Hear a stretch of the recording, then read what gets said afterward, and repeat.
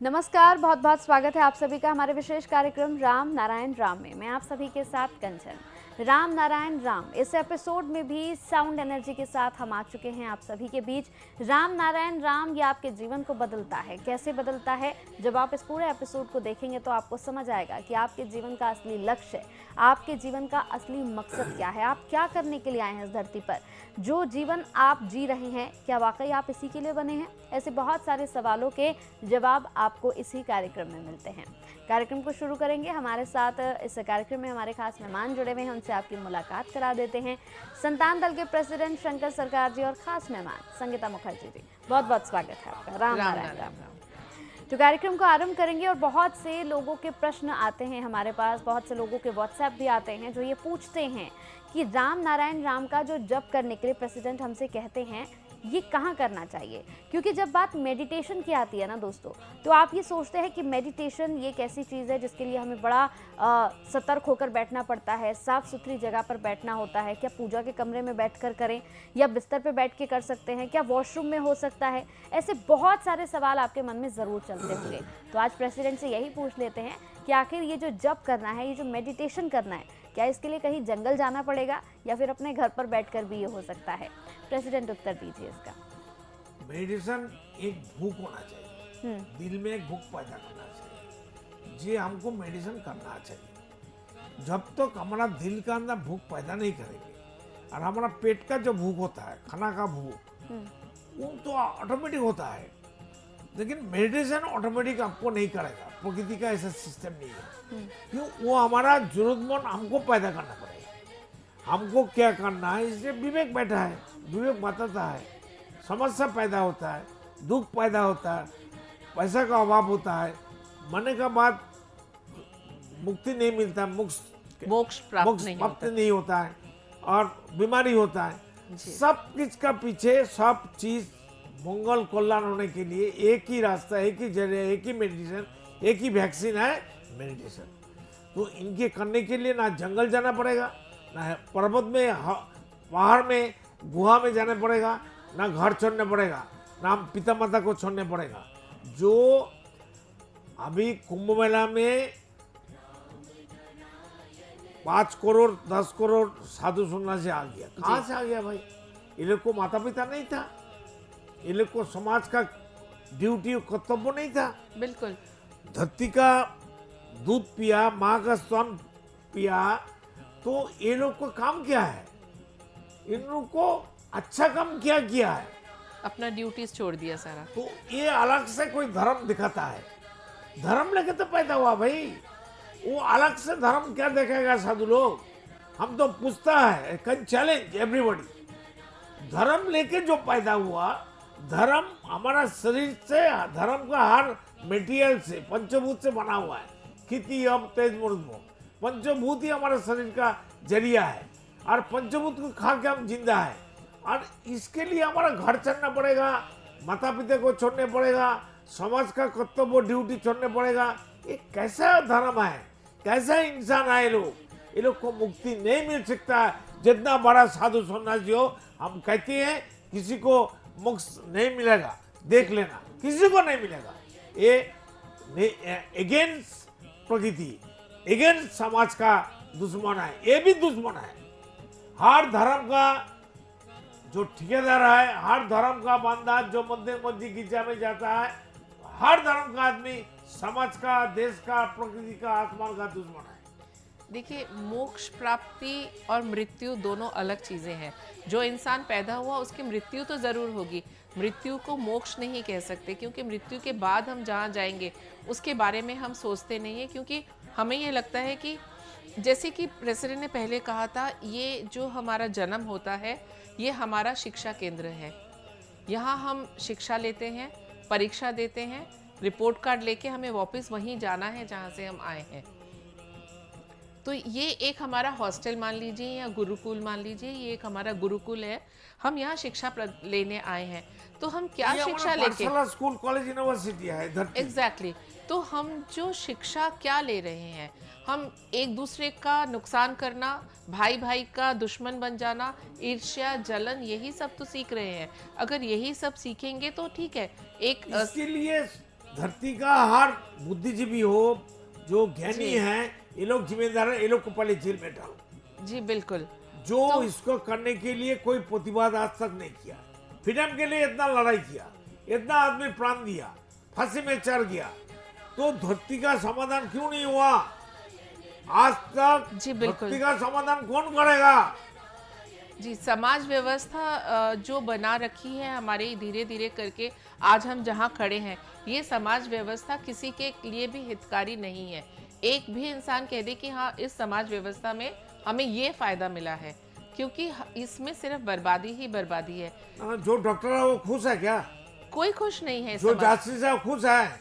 बिल्कुल नहीं। मिनिस्टर लोग, मोदी भी खुश है क्या?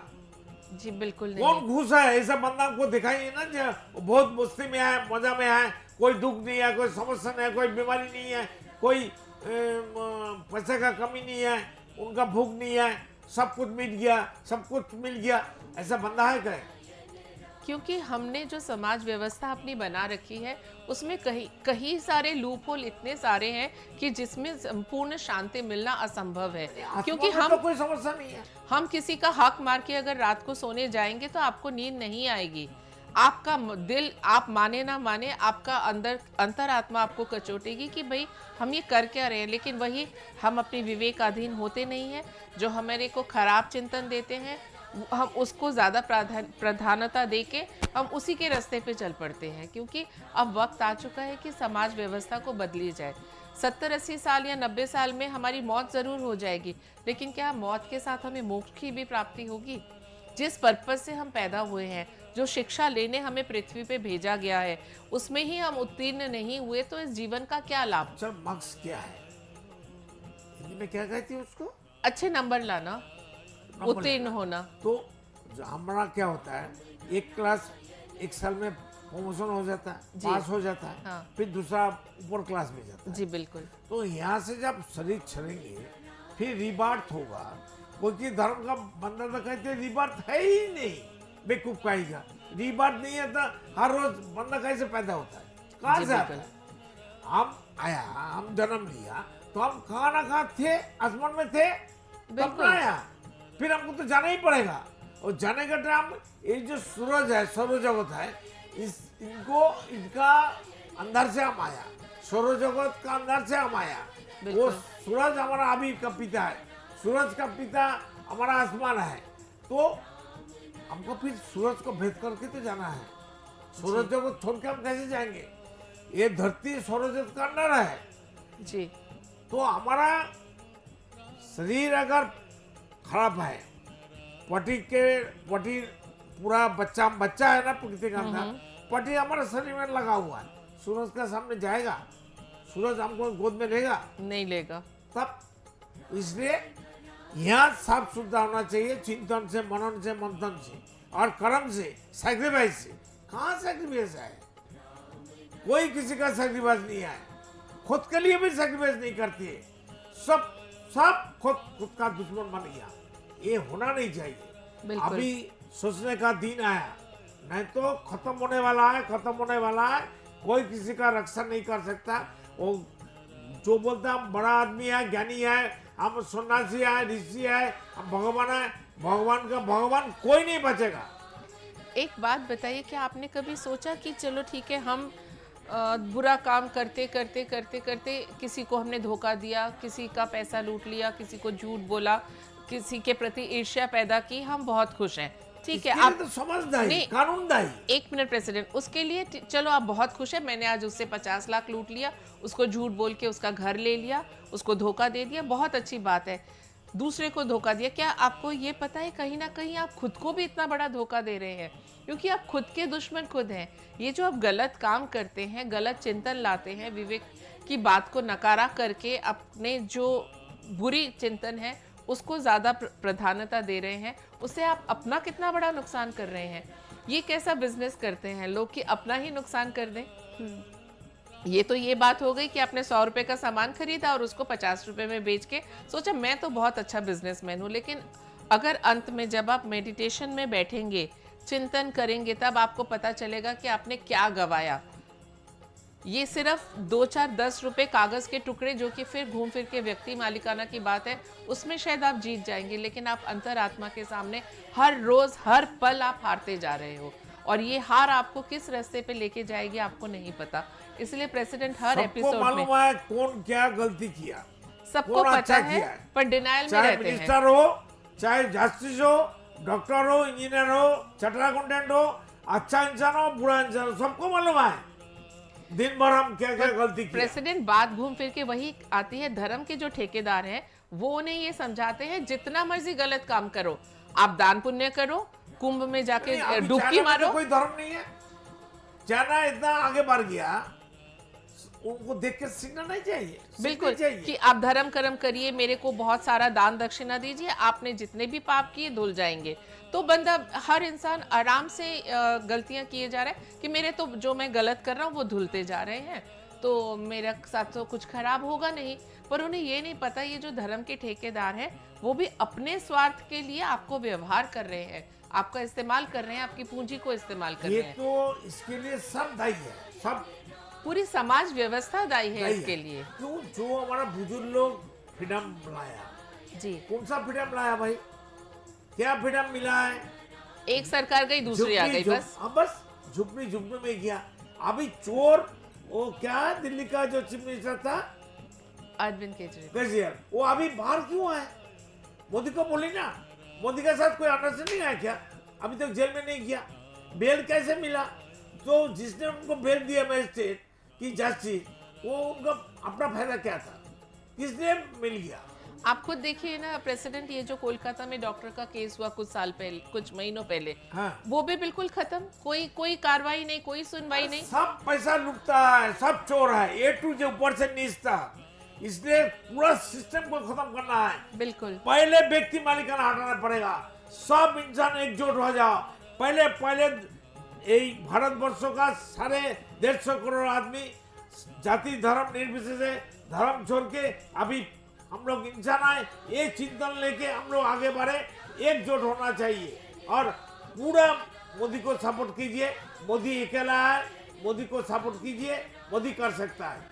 ये जो चीज़ों को कंचन बढ़ावा इसलिए मिल रहा है, जैसे मैंने अभी कहा, ये मैन मेड धर्म, क्योंकि वो एक इंसान को गलत काम करने के लिए और प्रोत्साहित करता है कि चलो ये हो गया, आप इतना सिस्टम ही ऐसा हो इतने गया। लोगों को खाना खिलाइए, भोजन कराइए, दान दक्षिणा, कुंभ में जाके डुबकी मार के आइए।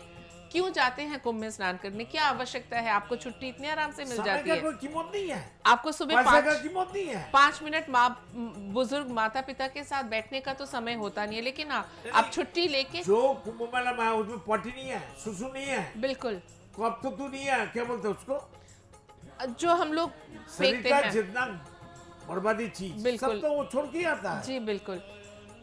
पर उनके और- दिमाग में ये डाल दिया गया है कि अगर आप कुंभ में जाके स्नान करेंगे तो आपके पाप धुल जाएंगे। तो इट्स अगेन एक लाइसेंस मिल गया कि चलो पिछला सब खत्म, अब नए तरीके से हम और ज्यादा लोगों को परेशान करें, उनके ऊपर और अपना राज करें, व्यक्ति मालिकाना और ज्यादा इसको प्रोत्साहन दे। नहाने के बाद, गंगा में डुबकी लगाने के बाद सीधा सरक गया है ऊपर में। ये तो जो धर्म के ठेकेदार है वो समझाते हैं ना, कब से लग जागृत होगा? वही तो आपका कहना है, वही मैं लोगों से बार बार कह रही हूँ कि अब तो आप लोग जाग जाइए और अपने जीवन विवेकाधीन, का 60, 70, 100 साल, 200 साल एक आदमी का, सब इंसान का इच्छा मृत्यु है। जी बिल्कुल, सब महाभारत का क्या है, विश्व बोल के बंदा था, उनका इच्छा मृत्यु है, सब फालतू बात है। हर इंसान का इच्छा मृत्यु है अगर मेडिटेशन करेगा। जब तक वो मरना नहीं चाहेगा, ऊपर वाला उसको ले नहीं सकता है, ये गारंटी है मेरा। अगर नेचर जैसा कहती है, विवेक कहती है, ऐसा चलेंगे हर इंसान, उनका माफिक काम करेगा, उनका बात सुनेगा, एक्सरसाइज करेगा, मेडिटेशन करेगा, सबका मृत्यु जब खुद चाहेगा, मांगेगा, हाँ आप जाना चाहते हैं हमको ले जाओ, तब आएगा लेने के लिए। तो आप सोचिए प्रेसिडेंट के हिसाब से मेडिटेशन में कितनी पावर है, इसीलिए सब कुछ उसमें है। जी साउंड एनर्जी से सब कुछ पैदा हुआ। आसमान साउंड एनर्जी है, तो आसमान में जो कुछ है हमारा क्यों नहीं करना है? आसमान जी, हमारा बिल्कुल। आदि पिता माता है, आसमान ही हमारा राम नाम है, एक ही बलय है। आसमान से घोड़ों को तो सर अलग कर सकता है, कहाँ लेके रखेगा? कोई गोडाउन है, कोई वेयरहाउस है क्या? आसमान का सब तारे लाके उसमें डाल दो, जी बिल्कुल नहीं, बता, समझाओ। बिल्कुल पॉसिबल नहीं है। तो प्रेसिडेंट का ये जो कहना है कि हम जो है एक दूसरे से इसको किसी भी तरह से अलग नहीं कर सकते, ये एक दूसरे का ये अभिन्न एप्पल है अंग क्या? है। कट कट के ले लो भाई, बांट के साथ में खा लो। बिल्कुल बिल्कुल। पानी का काट सकता है, हवा का काट सकता है, धरती का काट सकता है, आसमान का काट सकता है। हाँ, धरती को पेपर्स पे काटा है लोगों ने। पेपर में, कॉलम में तो कर सकता है। जी बिल्कुल, अपनी इसमें खुशी तो के हर लिए। आदमी, हर इंसान कर सकता है, बुर्बक भी कर सकता है। जी बिल्कुल, अपनी शांति के लिए कुछ भी आप कर सकते हैं, लेकिन अगर आप अब भी आप मेडिटेशन का सहारा लेंगे तो आपके जीवन में आप सिर्फ सुना जोगी बहुत ज्ञानी है, ईमानदार है, तो ईमानदार होने का साथ साथ तो काम भी ठीक में करना चाहिए। ठीक ठीक असली जगह में हाथ लगाओ। जोगी जी, मोदी जी, अमित शाह जी, टॉर्च लाइट होता ना, सही नस को पकड़े। हाँ, जो टॉर्च लाइट होता ना, क्या बोलता है हिंदी में? टॉर्च ही बोलते टॉर्च लाइट होता है, उनका एक ही पॉइंट में स्विच रहता है, हाँ। उसको दबाने से लाइट जलता है। हैं। जी तो वो बिना दबा के इधर उधर दबाएगा तो जलेगा क्या? बिल्कुल, सही बटन तो- को दबाना होगा। तो हमारा समस्या क्या है? धरती का टॉर्च लाइट का समस्या क्या है? लाइट क्यों जलती नहीं है? क्यों अंधेरा है? क्यों समस्या है? क्यों? व्यक्ति मालिकाना क्योंकि वो जलाना नहीं चाहते। नहीं चाहता है, प्रकृति जलाएगा, खत्म करेगा सब। व्यक्ति मालिकाना कहाँ जाएगा? भूकंप आता है ना, तब डरता है, तो आने वाला है भूकंप, वो भूकंप से सब ऊपर का माल नीचे चला जाएगा। अब बार बार कहती हूँ, सुधार जाइए, सुधार जाइए, सुधार जाइए। बिल्कुल, आपने सुना कि हमने बड़ा ही महत्वपूर्ण प्रश्न पूछा था, क्योंकि हमेशा से मैन मेड चीज़ों को लेकर प्रेसिडेंट बहुत नाराज़ रहते हैं। वो हमेशा से कहते हैं कि अगर आप मैन मेड चीज़ें अपने जीवन से हटा देंगे, इस देश से हटा देंगे, तो आपका जीवन बहुत सरल हो जाएगा। जो समस्याएं, जो दुविधाएं आज आपके जीवन में आ रही हैं, जिसकी वजह से आप परेशान हैं, कहीं ना कहीं उसके पीछे का कारण मैन मेड चीज़ें ही हैं, मैन मेड संविधान ही है। अगर आप इन चीज़ों को दरकिनार करते हैं, देश से हटाने का प्रयास करते हैं, तो आपके जीवन में निश्चित ही बदलाव आएगा। तो चलिए इस पूरे कार्यक्रम को समाप्ति की ओर लिए चलते हैं, लेकिन उससे पहले अगर आपको लगता है कि आपको कोई भी कन्फ्यूज़न है या कोई भी प्रश्न आपको पूछना है या प्रेसिडेंट से आपको मिलना है, आपको अपॉइंटमेंट लेनी है, तो इन्हीं नंबर्स पर कॉल करके आप उनसे मिल सकते हैं, अपनी कन्फ्यूजन्स को दूर कर सकते हैं। बहुत बहुत धन्यवाद प्रेसिडेंट, आपका बहुत बहुत धन्यवाद मैम। राम नारायण राम। राम नारायण राम। आप देख रहे हैं हमारा खास कार्यक्रम राम नारायण राम शंकर सरकार जी के साथ राम नारायण रामशाह। यह एक महाध्वनि और बीज मंत्र है। यह सभी समस्या का संपूर्ण समाधान है। आप लोग इन्हें अपना के देखिए, मन और दिल में क्या प्राप्त हो रहा है। इस कार्यक्रम का विशेष उद्देश्य इसका प्रचार और प्रसार के साथ ही प्रत्येक मनुष्य की मुक्ति का मार्गदर्शन है, और यह आपके दिल की बात है। इस मार्ग पर पुण्य और मुक्ति निश्चित है। इस कार्यक्रम के माध्यम से संतान दल द्वारा चलाए जा रहे श्रेष्ठ सेवाओं से जुड़कर सबके कल्याण के लिए इस नेक कार्य का हिस्सा बन सकते हैं, और वृद्धाश्रम, गौशाला, गरीब और वंचित बच्चों की शिक्षा का भी सहयोग और समर्थन कर सकते हैं। संतान दल सबका एक ही परिवार है। अकाउंट नेम संतान दल, account number 266505000657, IFSC code ICIC 000265। पूरी तरह जानने के लिए आप संस्था के फोन नंबर पर संपर्क कर सकते हैं। Phone number 6291342066, 9836073503। Email ID santandal1960@gmail.com।